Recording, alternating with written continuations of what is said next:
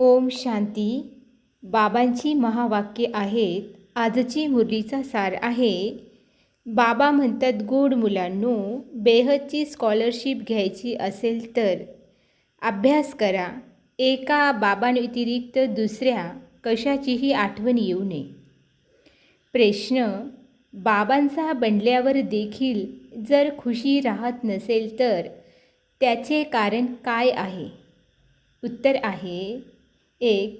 बुद्धीमध्ये पूर्ण ज्ञान राहत नाही. 2. बाबांची यथार्थ रीतीने आठवण करत नाहीत. आठवण न केल्यामुळे माया दगा देते, त्यामुळे खुशी राहत नाही.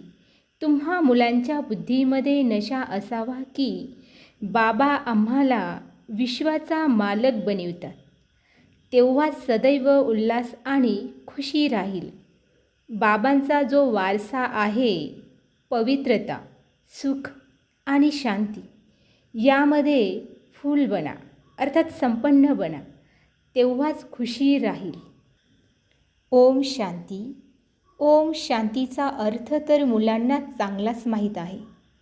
मी आत्मा, हे माझे शरीर, हे नीट लक्षात ठेवा. भगवान अर्थात आत्म्याचे पिता आम्हाला शिकवतात. असे कधी ऐकले आहे का? ते अर्थात दुनियावाले तर समजतात की श्रीकृष्ण शिकवतात, परंतु त्याचे तर नाव रूप आहे ना. हे शिकवणारे तर आहेत निराकार बाबा. आत्मा ऐकते आणि परमात्मा ऐकवतात, ही नवीन गोष्ट आहे ना. विनाश तर होणारच आहे. एक आहेत विनाशकाले विपरीत बुद्धी आणि दुसरे आहेत विनाशकाले प्रीत बुद्धी. आधी तुम्ही देखील म्हणत होता, ईश्वर सर्वव्यापी आहे, दगड धोंड्यांमध्ये आहे. या सर्व गोष्टींना व्यवस्थित समजून घ्यायचे आहे. हे तर समजावून सांगितले आहे. आत्मा अविनाशी आहे, शरीर विनाशी आहे. आत्मा कधी छोटी मोठी होत नाही, ती आहे अतिशय छोटी आत्मा. इतकी छोटी आत्माच 84 जन्म घेऊन सर्व पार्ट बजावते. आत्मा शरीराला चालवते. सर्वोच्च बाबा शिकवतात तर जरूर पद देखील उच्च मिळणार. आत्मा शिकून पद प्राप्त करते. आत्मा काही या डोळ्यांनी दिसत नाही. खूप प्रयत्न करतात की बघावे आत्मा कशी येते, कुठून निघून जाते, परंतु दिसत नाही आणि जरी कोणी पाहिली तरी देखील समजू शकणार नाही. हे तर तुम्ही समजता की आत्मा शरीरामध्ये निवास करते. आत्मा वेगळी आहे. जीव अर्थात देह वेगळा आहे. आत्मा लहान मोठी होत नाही, देह लहानचा मोठा होतो. आत्माच पतित आणि पावन बनते. आत्माच बाबांना बोलावते. हे पतित आत्म्यांना पावन बनविणारे बाबा या देखील समजावून सांगितले आहे. बाबा म्हणतात, मी तर तुम्हा मुलांचा सेवक आहे. बाबा यांच्यामध्ये प्रवेश करून मुलांना समजावून सांगतात की मुलांनो, तुम्ही पतित बनले आहात. तुम्ही पावन बनून पुन्हा 84 जन्मानंतर पतित बनले आहात. याचीच हिस्ट्री जॉग्राफी पुन्हा रिपीट होणार. यांनीच 84 जन्म भोगले आहेत, त्यांनाच पुन्हा सतोप्रधान बनण्याची युक्ती सांगतात. बाबाच सर्व शक्तिमान आहेत. ब्रह्माद्वारे सर्व वेदशास्त्रांचे सार समजावून सांगतात. बाबा मुलांना किती चांगल्या रीतीने समजावून सांगतात. कल्पकल्प समजावून सांगतात. आत्मे जे पत्थर बुद्धी बनले आहेत त्यांना पारस बुद्धी बनवतो. नॉलेजफुल बाबाच येऊन नॉलेज देतात. ते प्रत्येक गोष्टीमध्ये फुल अर्थात संपन्न आहेत. प्युरिटीमध्ये फुल, प्रेमामध्ये फुल, ज्ञानाचा सागर, सुखाचा सागर, प्रेमाचा सागर आहेत ना. अशा बाबांकडून तुम्हाला हा वारसा मिळतो.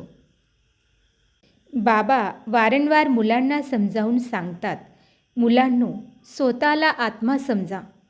तुम्ही काही शरीर थोडेच आहात. आत्मा म्हणते, मी एक शरीर सोडून दुसरे घेते. अच्छा. गोड गोड खूप खूप वर्षानंतर भेटलेल्या मुलांप्रती मातपिता बापदादांची प्रेमपूर्वक आठवण आणि सुप्रभात. आत्मिक पित्याचा आत्मिक मुलांना नमस्ते. अम्मा आत्मिक मुलांचाही आत्मिक पित्याला नमस्ते. धारणेसाठी मुख्य सार आहे.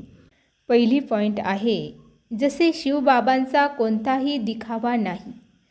सेवक बनून मुलांना शिकविण्यासाठी आले आहेत. असे बाप समान अथॉरिटी असताना देखील निरहंकारी राहायचे आहे.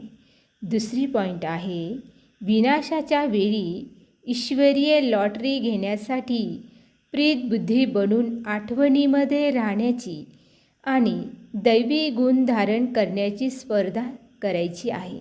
आजचे वरदान आहे, शुद्ध संकल्पाच्या घेरावाद्वारे सेफ्टीचा अनुभव करणारे आणि करीवणारे शक्तिशाली आत्मा भव. स्पष्टीकरण आहे, शक्तिशाली आत्मा ती आहे जी दृढतेच्या शक्तीद्वारे सेकंदापेक्षा देखील कमी वेळामध्ये व्यर्थला समाप्त करेल. शुद्ध संकल्पाच्या शक्तीला ओळखा. एक शुद्ध आणि शक्तिशाली संकल्प खूप कमाल करू शकतो. फक्त कोणताही दृढ संकल्प करा तर दृढता यशाला घेऊन येईल.